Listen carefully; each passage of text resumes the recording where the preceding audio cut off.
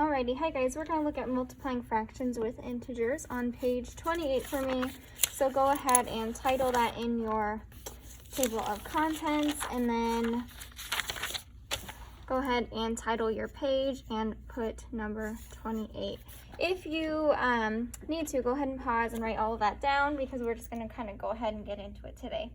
So for our multiplying fractions, we are going to use integers. So typically, like when you multiply 5 plus -5, you know that 5 times 5 is 25, and then you just add the sign after, which is -25. So go back and reference your chart during this. So it's back for me on page 22. So if you need help knowing which sign to use, go back and do that, and always use your triangle if you need to for positives and negative numbers. And we are going to go ahead and get started. So multiplying, so we're just going to kind of define that. So we're going to talk about multiplying fractions, and that is multiply the numerators and the denominators.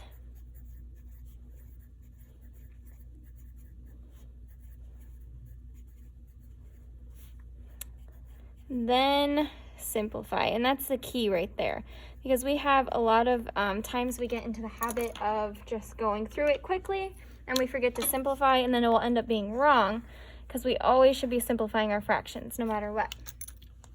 Okay, so next we are going to look at some example problems. So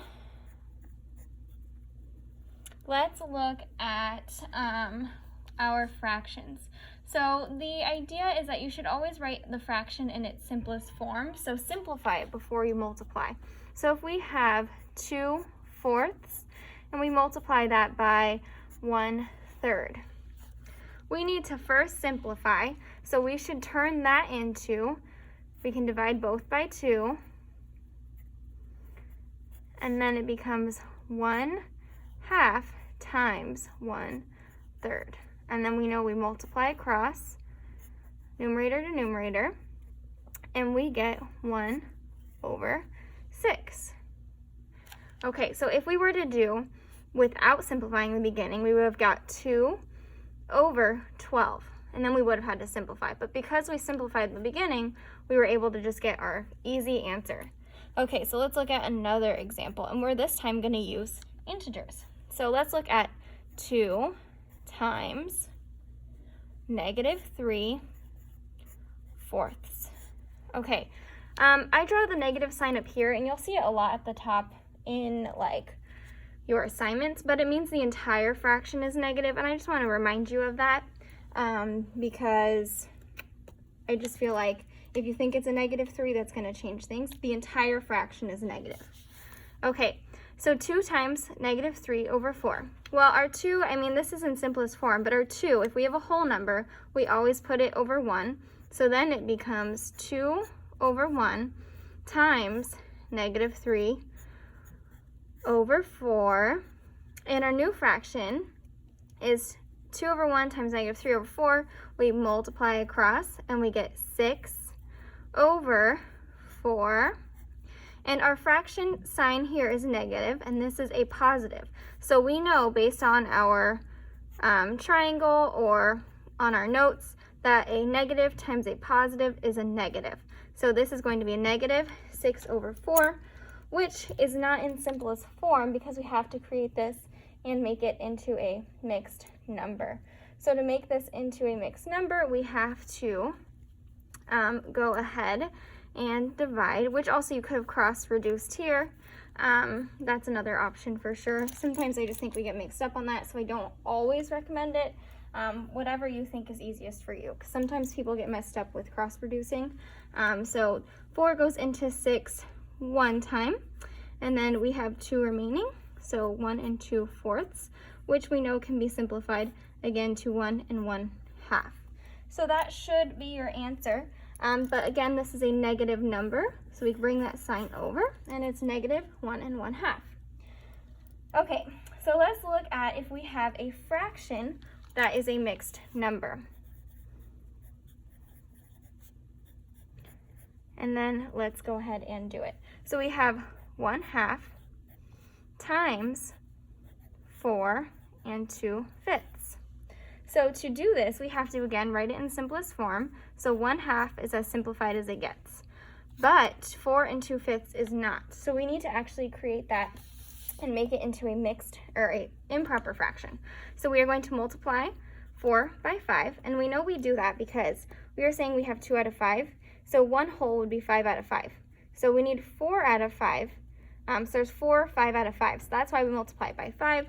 So 4 times 5 is 20. Then we add our 2, and that's 22 over, we keep our denominator the same, and that is 5. So we have 22 over 5. So if you want to use cross-reducing, make sure you don't just make up what can be reduced. Sometimes people will see like 2 and 23, and they would just assume that that can be cross-reduced. It can't always. That's why sometimes I say to stay away from that. So divide it by 2 and divide that by 2. They're both even numbers. So we get 1 and 11. So our new equation is 1 over 1 times, I almost wrote 22, 11 over 5. Okay, so now we have 1 times 1 over times 11 over 5, multiply across, and we get 11 over 5. And again, we say that 5 can go into 11 2 times with 1 remaining out of 5. And that is your answer. So let's look at another example with an integer.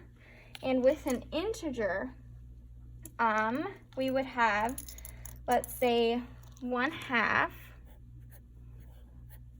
times 1 negative 1 and 1/3. And so we will go ahead and do the process. So we have 1/2 times negative 1 and 1/3. We need to get that to its simplest form. So it has to be 3 times 1 is 3 plus 1 more is 4 out of 3. And again, that is negative. So we have 1 times 4. We can multiply. Actually, we can cross reduce if you want to do that. So we have 2 can go into itself 1 time, and 4 into 2, or 2 into 4, 2 times. So we have 2 over 3, and it was a positive times a negative, so it's going to be a negative. So we have negative 2/3. Okay, so let me double check. 1 times 2 is 2, and 1 times 3 is 3, and we have negative 2/3, which is super fun. Okay, awesome. So if you guys have any questions, please feel free to reach out. If I made a mistake in this video, I'm sorry. I was just kind of going through this while you guys were at block, so hopefully this kind of cleared any confusion if you need to. Again, you're just multiplying fractions like you normally would, but with integer signs, you just need to remember to use your triangle. Okay, guys, good luck with all of your assignments today, and let me know if you need anything else. I'm so proud of you all. Thanks, guys.